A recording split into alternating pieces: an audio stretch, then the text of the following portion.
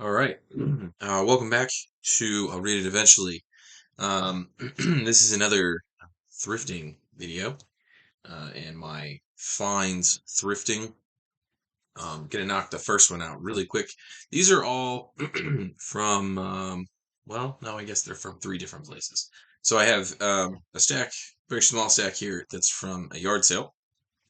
And then I have two books that came from I took a box of books that I no longer wanted to half price books and got some money back and then purchased two books out of the proceeds and pocketed some cash.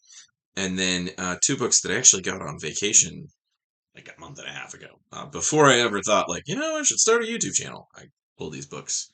So gonna knock the first one out really quickly because it's actually a book that you've already seen me talk about, or another edition of a book you've already seen me talk about, which is The Turn of the Screw by Henry James. Creepy children in this one, is my understanding. This is a Norton Critical edition. See that there. And Norton Criticals have both the most standard version of the text of a novel or whatever else. And they also have a huge amount of context and literary criticism. So if you're actually going to sit down and study a novel in depth, then this is the kind of thing that you want. So you can see, here's the table of contents. So you can see right up here, it says the text of The Turn of the Screw, and then all of this other stuff in the table of contents. And there's actually another page as well. Let's see if I get this.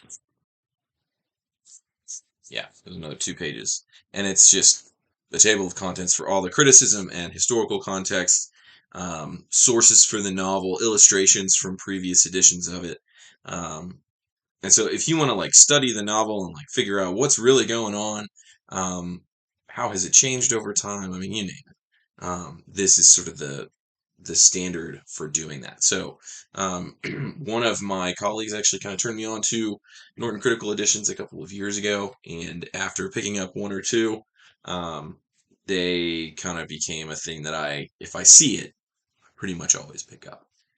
So I had picked up that really small sort of trade paperback or mass market paperback of Henry James's The Turn of the Screw and other short fiction, and then I saw this at a yard sale, and I was buying in bulk because I'm buying for my school's library. And so this book was essentially free. The seller basically just tossed it on top of the pile for nothing, and so got this, and that book, The Other Turn of the Screw, is now going to the school library, and this one's for me. So that's actually happened a couple times already. The same thing happened with Heart of Darkness, which I think I showed in a different video. So the next one is called Cranford by Elizabeth Gaskell. It's an Oxford World Classic. I've talked about this imprint before. I like these editions as well. They have the same sort of stuff in the back. They are meant for some deeper study as well. So there's an introduction, there's textual notes, there's a bibliography, there's an appendix to Oxford World Classics. And so you can do a very similar thing, obviously not as in depth as something like a Norton Critical Edition. But this novel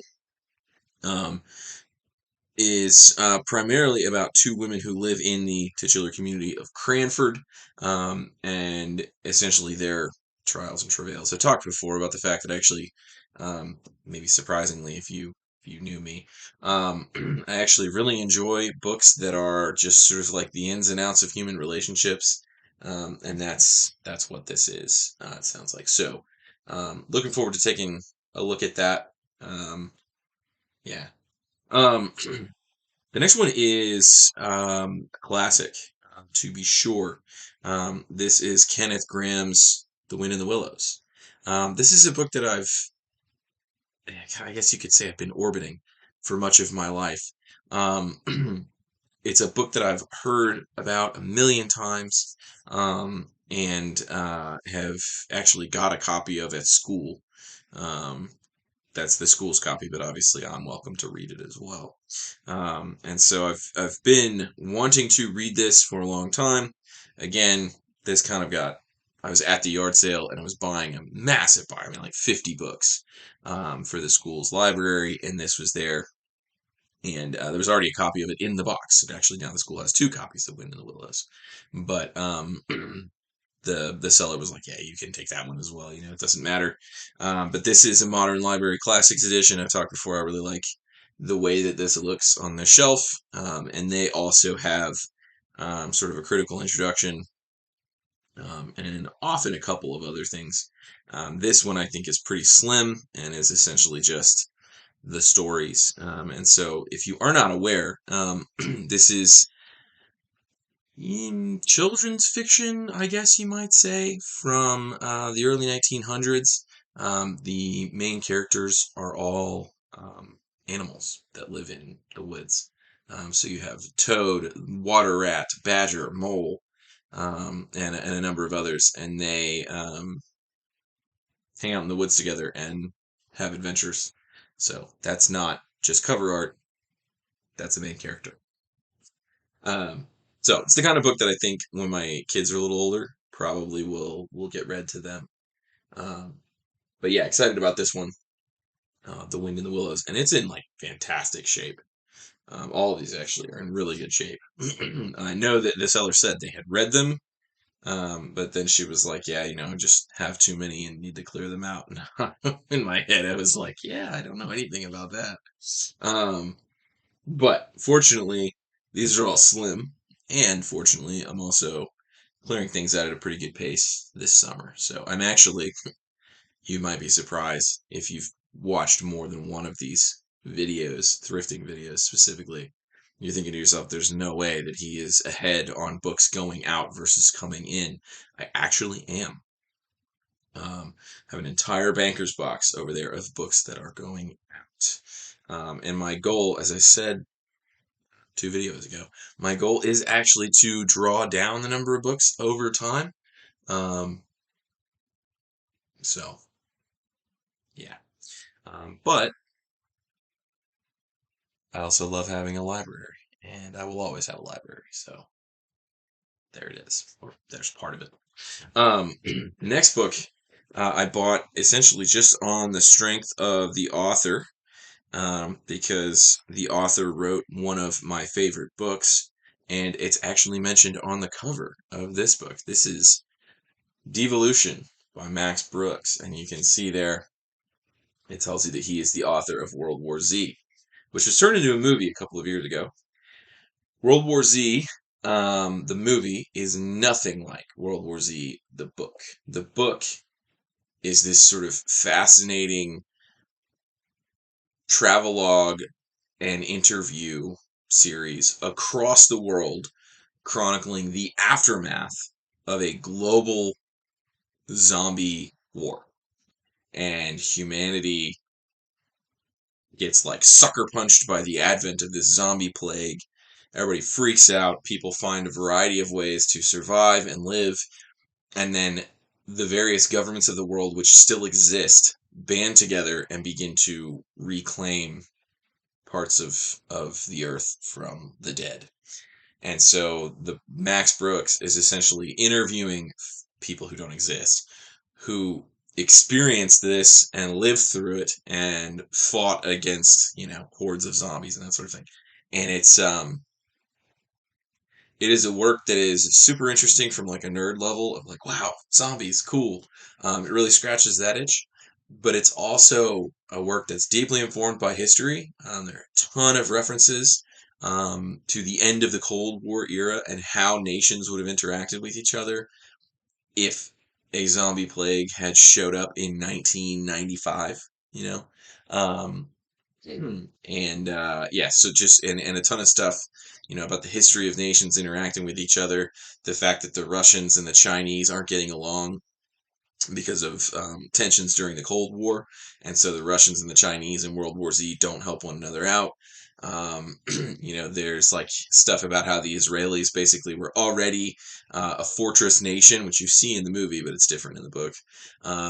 But then one of the things they do is they just let in almost anyone who can have any claim to be Jewish. They're like, yeah, come on in. And they just let tens of thousands of people into Israel to protect them from becoming zombies. Because they basically say in the book, and several people say in the book, um, the most important resource that exists is humans. So any person who's still alive, we have to preserve. But anyway, this book, I didn't know that Max Brooks kept writing books after that. But this is a book about Sasquatch. It's subtitled, excuse me, a first-hand account of the Rainier Sasquatch Massacre. Um, so excited to read that. I'm sure he's a really interesting writer, and I know that the structure of this book is not just a straightforward novel. There are parts of it that read that way, but then I know there are journal entries. There's at one point there's a podcast episode of Fresh Air from NPR with Terry Gross, um, and then a couple other things. So should be really interesting. You get kind of bits and pieces of the story from various different angles. So yeah, should be really good. And Bigfoot. So something I'm so really interested in, but not in a weird way that would cause problems socially. Just in like it's probably out there. The next book, I was actually thinking the other day that I am probably going to do a video about the genres of literature that I enjoy the most and use a particular book or series of books from that genre to explain why. And one of those genres that just like really gets me and scratches an itch for me is historical fiction, but a very specific kind of historical fiction. It has to be historical fiction that is so well researched and so attentive to detail that you're essentially reading history. It's just dramatized a little bit. Um, and the series or the author that I was planning on using was Colleen McCullough. She wrote a series of novels. I think there are 7 of them. Have them. There's no way that you're going to be able to see them. Yeah, no, you can't see them. But anyway, they're called The First Man in Rome. And it's a series that chronicles the fall of the Roman Republic starting at about 140. Yeah, 144, because it starts with the Gracchi. 144 BC, and she carries it all the way down to the victory of Augustus at the Battle of Actium in 31 BC. Um, and they are so dense. I mean, this book is over 800 pages. This isn't in that series, but it's obviously same author and same type of book. Um, and it chronicles everything within the life of the Roman Republic, from the perspective of these sort of historically the main characters. So you're getting the inside line, what Gaius Marius is thinking, what Lucius Cornelius Sulla is thinking, what Gaius Gracchus is thinking, what Julius Caesar is thinking, and so it's an incredible way to read history because she's a classicist by trade, and so she knows her stuff. She knows the languages. She knows the primary sources. She's been to all the places where these events take place, and so just like incredible to watch her take things that I'm aware of from reading some of these primary sources. Right, like I've read about Caesar's conquest of Gaul in his own words in his De Bellum Gallicum, right, which is his account of the Gallic Wars. But she takes that and she refashions it in a narrative from inside his head, right? So just incredible. But anyway, she's Australian, and she has a couple of books about the settling of Australia and living in Australia. And this, I think, is the earliest one in sort of that portion of her work, Morgan's Run, which is about I don't know if it's the first generation, but it's certainly parts of the first generations of Europeans to settle in Australia. Her most famous book is, I think, The Thorn Birds, which I think there's a BBC series, which is also set in Australia. And that's sort of where her claim to fame comes from. But this is Morgan's Run, and is the same sort of novel, right? Obviously, it's about Australia and not ancient Rome. But yeah, I look forward to reading this because I'm sure it's the kind of thing that I will find absolutely riveting. Gosh, I'm just flipping pages, and every single page has the word rum on it. So it's going to be great. Just rum, rum, rum, rum, run. Not run, rum. Morgan's rum. Yeah, so this should be great. She's just highly interesting. Yeah. Um, so that should be great. And look forward to that video at some point when I don't have nearly as much time to read, but still want to put out 2 videos a week. That's probably what I'll do, is sort of have one of those ready to go and ready to come down the barrel. The next one, I got this out of a little free library while I was on vacation over, I guess it was over spring break this year on my way to Florida with my family. But this is Jack London's Tales of the North. This book collects all of his big novels. So White Fang, The Sea Wolf, The Call of the Wild, The Cruiser, The Dazzler. And then it also collects a huge number of his stories, his short stories. Things like The Son of the Wolf, The Man with the Gash. That's wild. The Wife of a King, The White Silence. So, and most of them, my understanding is they're actually reproduced, from the original newspaper format, and so they're in double column, um, and they're actually kind of small. So I definitely need my reading glasses for this book. But yeah, so it's all collected here, which is great if you really want to get into reading a particular author. This kind of book, it's just really hard to argue with. London's really interesting because a lot of his work um, is very much informed by, like, well, yeah, just by Darwinism, by the idea that, nature is this violent thing that is, you're either going to triumph over it or it's going to chew you up and spit you out, or swallow you whole and you die. Um, Even books that people, remember with like a smile, like Call of the Wild. Call of the Wild is about Darwinism. Call of the Wild is like, hey, this dog is actually just a wolf at heart, and it's gonna go back to that if you let it. So, but London's really interesting. He's another one of those people. When I was talking about Steinbeck the other day, London is another one of those people where it's like, he's famous for a reason, and it's because he writes things which speak to something that's true, or at least something that's meaningful, or debatable, highly debatable, but possibly true. And then also because he knows what he's doing with the English language. He knows how to write in a way that's interesting, in a way that keeps you coming back. So, excited to read some of that. I'm not sure. This is one where I'm not sure that I'm going to read like page 1 to the end. I'll probably jump around, and I may read the novels, because I'm not sure. I may have read Call of the Wild, but I'm not sure that I've ever read anything else by him, at least not any of his other novels. I'm gonna have to think about that. Um, yeah. So that was on vacation. Morgan's Run is from Half Price Books. Did these out of order. That's unfortunate. Oh well, doesn't matter. This is the other book that I got on vacation not too long ago. This is The Birds That Audubon Missed by Kenn Kaufman. And essentially, if you are not aware, I am, because I love birds.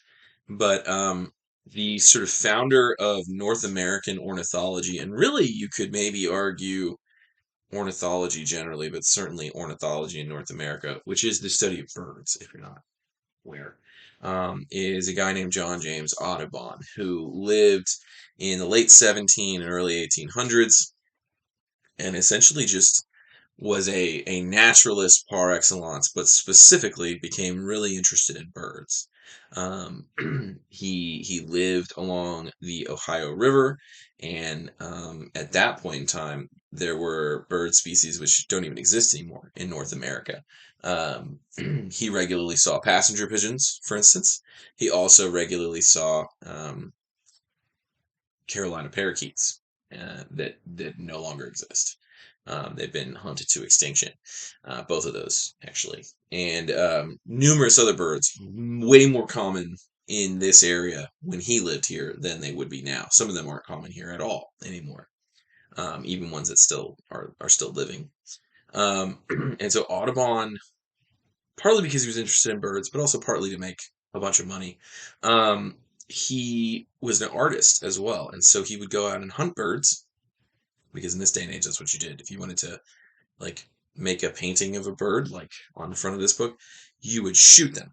And so Audubon would shoot specimens of birds, and then he would mount them on a canvas, or at least pose them in a particular way. Sometimes he'd stick a plant in there, or take like a piece of wood, um, and he would pose the bird with pins and things like that, and then he would make a painting of the bird, so in situ, so it looked like it was alive. And you probably, if you aren't aware, you've probably seen images of his, of birds. They're highly stylized images, very lifelike, but there's also just again, they're highly stylized. There's a very particular way that he sees birds, and so the way that they're posed, the things that they're doing, there's just a very specific tone to Audubon's artwork. But anyway, Audubon created a multi-volume work called The Birds of North America. It's got about 140 species, 120, 140. I can't remember the exact number. But he's got, a list of species, and he says, these are the birds of North America. It's not exhaustive. It's mostly focused on the eastern United States.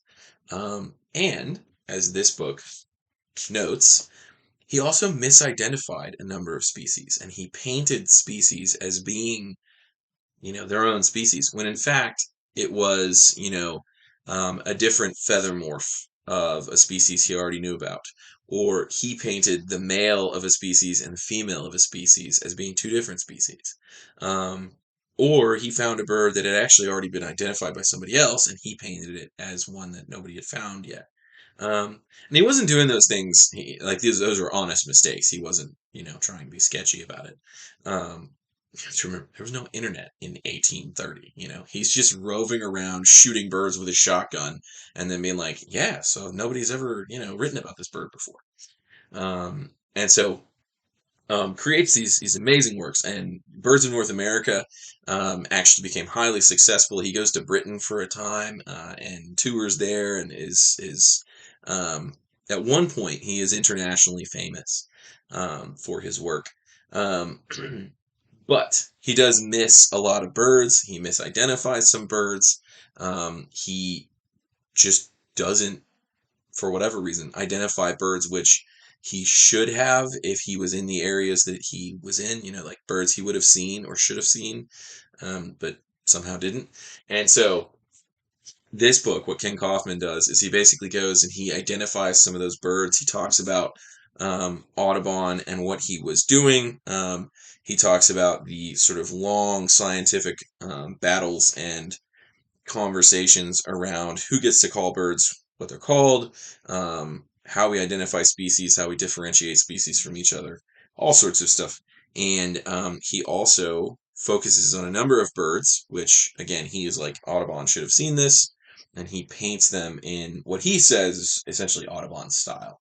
Now, I don't think that these are really Audubon style, but he paints them in a sort of homage to Audubon style. So, and there are a couple here that are better than that, but it's very clearly not Audubon. um, yeah. So, but I love a good book about birds. That movie that came out a number of years ago, The Big Year, with Jack Black and Owen Wilson and Steve Martin. Love that movie. It's a great movie. Even if you don't like birds, it's a great movie. But one of the reasons I love it is because it's about birds.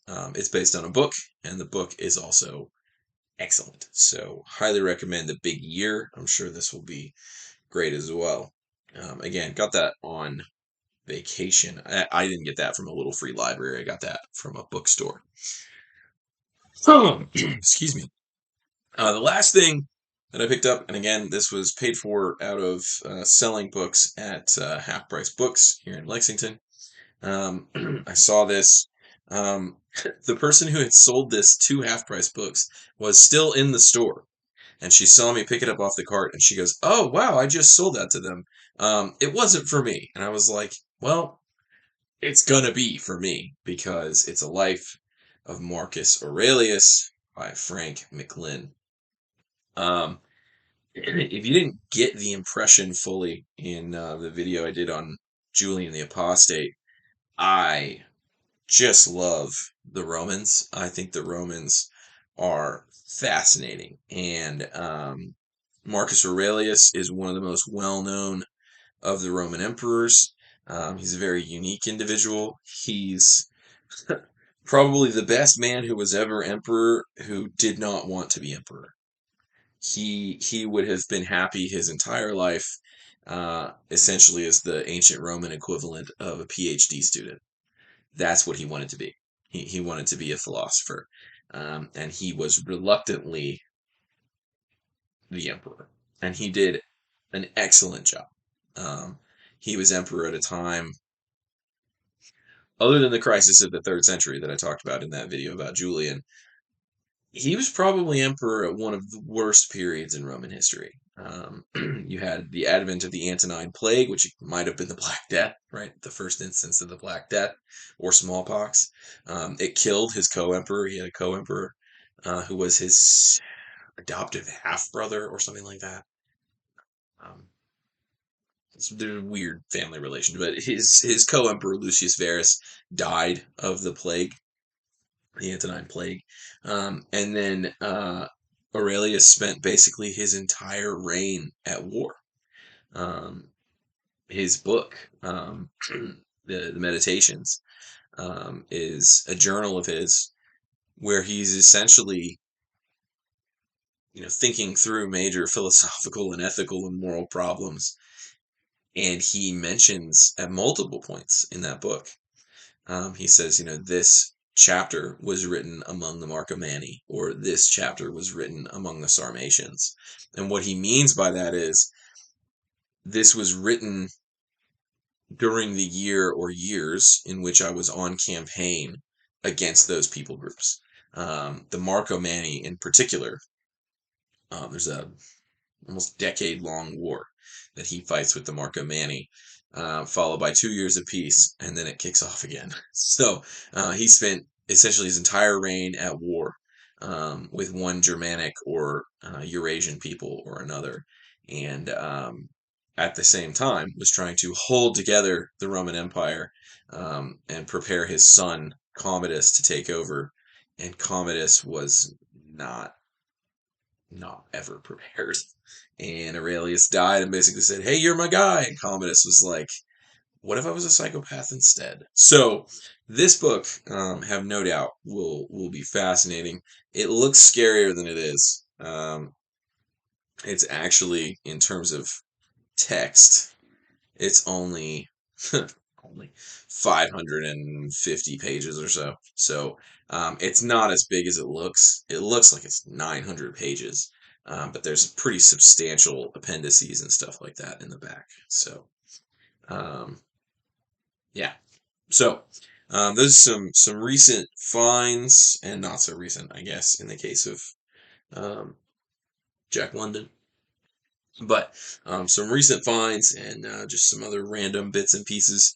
I have another stack of books that came from a thrift store in town, a peddler's mall, that just opened not too long ago, and those are all kind of going to go together, I think, in one video, since they thematically are all from the same place. So, yeah, so those are some things I picked up recently. And a couple of those, particularly The Wind in the Willows, I think is going to go up near the top of my reading list with The Secret Agent by Joseph Conrad and a couple of others. So, yeah, go find one of these or go find something else. But read something. See you next time.